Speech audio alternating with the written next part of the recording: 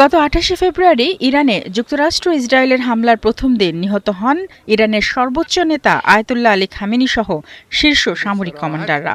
এরপর থেকেই যৌথ হামলায় একের পর এক নিহত হচ্ছে ইরানের শীর্ষ নেতারা।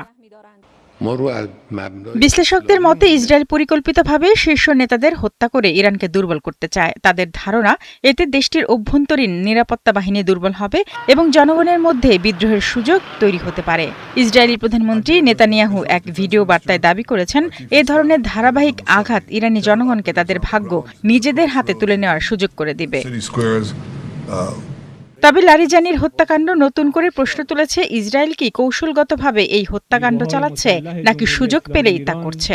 অনেক বিশেষজ্ঞ সতর্ক করে বলেছেন, এই কৌশল উল্টো ফলও বয়ে আনতে পারে। আবার কিছু বিশ্লেষকের মতে এই কৌশল ইরানকে এতটাই দুর্বল করতে পারে যে তারা পরমাণু কর্মসূচি ও ক্ষেপণাস্ত্রের সক্ষমতা নিয়ে সমঝোতায় আসতে বাধ্য হতে পারে। তবে অন্য বিশ্লেষকরা বলছেন, শীর্ষ নেতাদের হত্যা উল্টো কট্টরপন্থীদের শক্তিশালী করতে পারে।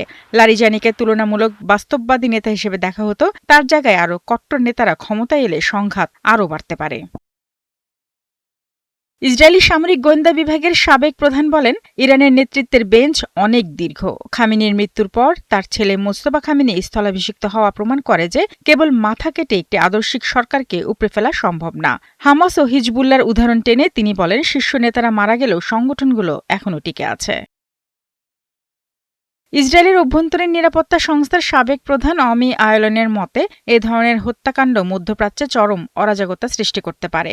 এছাড়া নেতানিয়াহুর গণ অভ্যুত্থানের স্বপ্ন বিভ্রান্তিকর হতে পারে, কারণ ইরানের বর্তমান শাসনের উপর লাখ লাখ মানুষ নির্ভরশীল, যারা নিজেদের অস্তিত্ব রক্ষায় শেষ পর্যন্ত রক্তক্ষয়ী লড়াই চালিয়ে যাবে।